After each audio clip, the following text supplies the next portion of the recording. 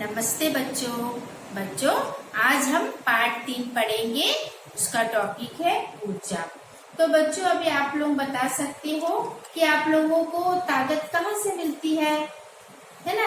अगर आपके पास ताकत है तो आपको कैसे मिलेगी? भोजन करने से आपको ताकत मिलती है ना।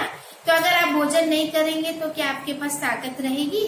तो जो भी हम कार्य करेंगे तो उसमें क्या होती है, हमारी ऊर्जा खर्च होती है। और जब कार्य करने के लिए हम किसकी आवश्यकता होती है? ताकत की। अगर हमारे पास ताकत नहीं है तो हम कोई कार्य नहीं कर सकते। तो ऊर्जा का क्या क्या परिभाषा हुई? ऊर्जा की क्या परिभाषा हुई? कार्य करने की क्षमता को ऊर्जा कहते हैं। तो ये ऊर्जा हमें कहाँ से मिलती है? भोजन से मिलती है ना। तो भोजन करने से हमें ऊर्जा मिलती है। तो चलो बच्चों अभी हम देखेंगे वीडियो में ऊर्जा क्या है। वीडियो देखने से पहले हमारे जीके चैनल स्कूल के यूट्यूब चैनल को सब्सक्राइब करिए। बच्चों आज हम यूनिट 3 में ऊर्जा के बारे में अध्ययन करेंगे। तो ऊर्जा यानी क्या बच्चों? आपको हमने पहले भी बताया है। ऊर्जा यानी ताकत। हम साइंस में इसको क्या बोलेंगे? ऊर्जा बोलेंगे। तो बच्चों हमें कार्य करने के लिए ऊर्जा की आवश्यकता होती है। हमें कार्य करने के लिए ताकत की आवश्यकता होती है। तो हम साइंस में इसको क्या बोलेंगे? ऊर्जा बोलेंगे। तो ये ऊर्जा हमें कहाँ से मिलती है? ये ऊर्जा हमें भोजन से मिलती है। तो बच्चों अगर जब तक आप लोग भोजन नहीं करोगे तो आपको ताकत नहीं मिलेगी। जब आपके पास ताकत नहीं रहेगा तो कार्य करते समय आपको ऊर्जा नहीं प्राप्त होगी। तो हमें कार्य करने के लिए ऊर्जा की आवश्यकता होती है। यह ऊर्जा हमें भोजन से मिलती है। बच्चों ऊर्जा की परिभाषा कार्य करने की क्षमता को ऊर्जा कहते हैं। सरल भाषा में हम क्या बोलेंगे? परिभाषा कार्य करने की क्षमता को ऊर्जा कहते हैं। बच्चों ऊर्जा के प्रकार, ऊर्जा 6 प्रकार की होती है। ऊर्जा कितने प्रकार की होती है? ऊर्जा 6 प्रकार की होती है। तो बच्चों ऐसा एक माइंड मैप बना लेना। आप अपने मन से भी कुछ और भी बना सकते हो, है ना। तो यहाँ पर पहला हमारा यांत्रिक ऊर्जा, पवन ऊर्जा, ताप ऊर्जा, रासायनिक ऊर्जा, विद्युत ऊर्जा, ध्वनि ऊर्जा।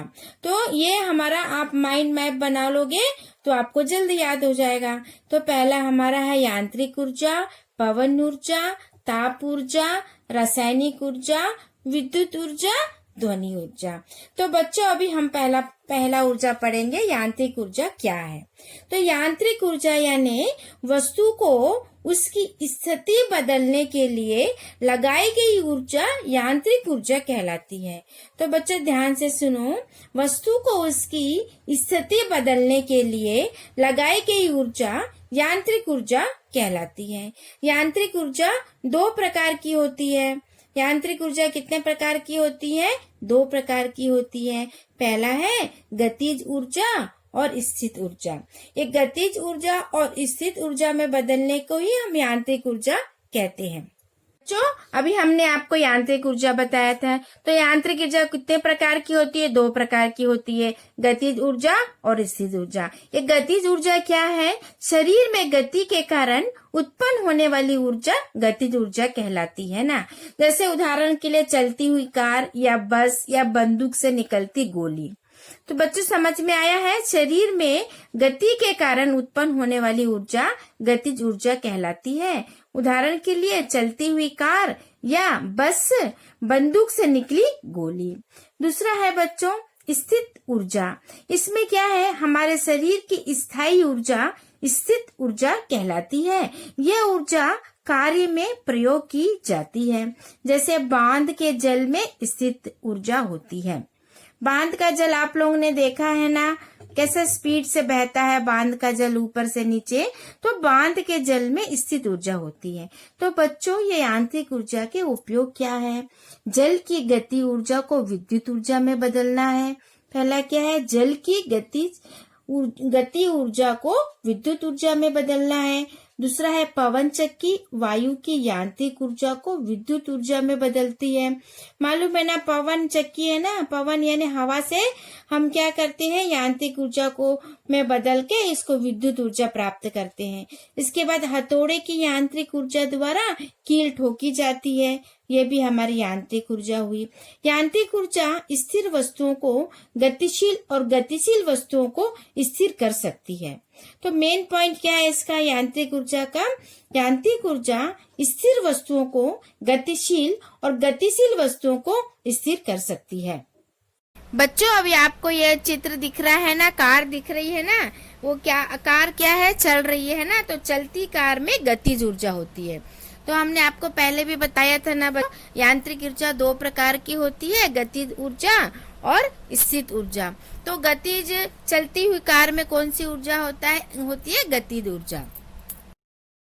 बच्चों अभी देखो आपको चित्र दिखाई दे रहा है ना, ये क्या दिखाई, कौन सा चित्र दिखाई दे रहा है, बांध के जल में स्थित ऊर्जा होती है ना। ये बांध है ना, बांध से क्या जल बह रहा है, जल को क्या कर रहे हैं, बह रहा है, तो बांध के जल में स्थित ऊर्जा होती है। बच्चों हमारी दूसरी ऊर्जा हुई पवन ऊर्जा। तो आप लोगों को मालूम है ना पवन क्या है, बहती हवा को हम पवन कहते हैं ना। तो पवन हम साइंस में बोलेंगे तो इसको हम साइंस में पवन को क्या बोलेंगे, वायु भी बोलते हैं ना। तो पवन ऊर्जा यानी वायु द्वारा कार्य करने वाली ऊर्जा को पवन ऊर्जा कहते हैं ना। तो इसका उपयोग क्या हुआ बच्चों, पवन ऊर्जा का प्रयोग पवन चक्कियों चलाने में भी किया जाता है। तो आपको मालूम है बच्चों, बहुत सारे आप लोगों ने देखा है ना, पवन चक्कियां लगी रहती है, इससे हम क्या करते हैं, बिजली तैयार करते हैं। तो पवन ऊर्जा का प्रयोग पवन चक्कियां चलाने में भी किया जाता है। पवन चक्कियों से विद्युत भी उत्पादित की जाती है। पवन ऊर्जा का उपयोग जल को खींचने के लिए भी किया जाता है और नाव और जहाज चलाने, पतंग उड़ाने में पवन ऊर्जा का उपयोग करते हैं।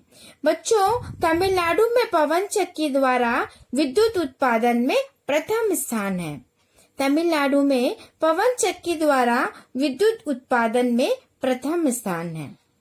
अभी देखो बच्चों आपको इसमें चित्र दिखाई दे रहा है ना, ये पंखे के समान है ना, इसको हम क्या बोलते हैं, पवन चक्की बोलते हैं ना। तो पवन चक्की से हमें पवन ऊर्जा मिलती है। तो पवन चक्की से हमें क्या मिलती है, पवन ऊर्जा मिलती है, जो है ना पवन चक्कियों से हम विद्युत तैयार करते हैं। तीसरा है बच्चों ताप ऊर्जा। ताप ऊर्जा क्या है, ताप से आपको समझ में आ रहा है ना, गरम है ना, ताप यानी गरम यानी उष्मा। तो जब वस्तु का तापक्रम बढ़ता है, जब वस्तु का तापक्रम बढ़ता है तब उसमें उपस्थित अणु और परमाणु कंपित होना शुरू कर देते हैं और ऊर्जा उत्पन्न करते हैं। इसे ऊष्मा ऊर्जा या ताप ऊर्जा कहते हैं। यह ऊर्जा नरम पदार्थों से ठंडे पदार्थों की ओर बहती है। तो बच्चों ये ताप ऊर्जा आपको समझ में आया है ना। जब वस्तु का तापक्रम बढ़ता है तब उसमें उपस्थित क्या होते हैं, अणु क्या होते हैं और परमाणु आसपास होते हैं और कंपित होते हैं, कंपित शुरू कर देते हैं और ऊर्जा उत्पन्न करते हैं। इसे हम क्या बोलते हैं, ऊष्मा ऊर्जा बोलते हैं या ताप ऊर्जा कहते हैं। यह ऊर्जा नरम पदार्थों से ठंडे पदार्थों की ओर बहती है। बच्चों जब हम पानी में बर्फ डालते हैं जब हम पानी में बर्फ डालते हैं तब पानी ठंडा हो जाता है। इसका कारण है जल की ऊर्जा का बर्फ की ओर प्रभाव, है ना। तो क्या होता है, गर्म वस्तु किसकी ओर बढ़ती है, ठंडी वस्तु की ओर जाती है। तो हम इसमें आपको एक एक्टिविटी बताते हैं, यानी क्रियाकलाप बताते हैं। आप अपने दोनों हाथों को रगड़िए, आपको हाथों में गर्मी महसूस होगी। दूसरा है, पानी में कपड़े धोने का सोडा थोड़ा सा डालिए, उसे अच्छी तरह हिलाकर बर्तन को स्पर्श करो। क्या अनुभव हुआ, बर्तन गर्म महसूस होता है। यहाँ ऊर्जा घर्षण और रासायनिक क्रिया द्वारा उत्पन्न होती है। घर्षण यानी क्या है, जब हम दो वस्तुओं को रगड़ते हैं ना तब घर्षण उत्पन्न होता है। तो यहाँ पर ऊर्जा घर्षण और रासायनिक क्रिया द्वारा उत्पन्न होती है। सूर्य ताप ऊर्जा का प्रथम स्रोत है। सूर्य ताप ऊर्जा का प्रथम स्रोत है।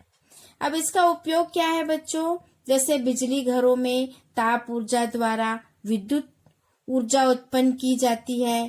फिर दूसरा है पेट्रोल और डीजल की रासायनिक ऊर्जा से प्राप्त ताप ऊर्जा का उपयोग वाहनों को चलाने में करते हैं। इसके बाद है तीसरा है ताप ऊर्जा का उपयोग कर लोहे जैसे कठोर धातुओं को पिघालने में करते हैं। फिर चौथा है पदार्थों को सुखाने के लिए ताप ऊर्जा का उपयोग करते हैं। तो बच्चों ये आपको उपयोग समझ में आया है ना? बच्चों आपने अभी वीडियो में देखा ना ऊर्जा क्या है ना, कार्य करने की क्षमता को हम ऊर्जा कहते हैं। तो ऊर्जा के कितने प्रकार होते हैं? 6 प्रकार होते हैं, हमने बताया आपको। तो उसमें हमने 3 प्रकार के बारे में आपको वर्णन किया है। तो नेक्स्ट वीडियो में हम 3 प्रकार का वर्णन करेंगे। तो बच्चों आपने पूरा वीडियो देखा और समझा है। तो बच्चों अगर आपको मेरा ये वीडियो पसंद आए तो आप लाइक करिए और शेयर करिए। धन्यवाद। Subscribe now and press the bell icon. Never miss an update.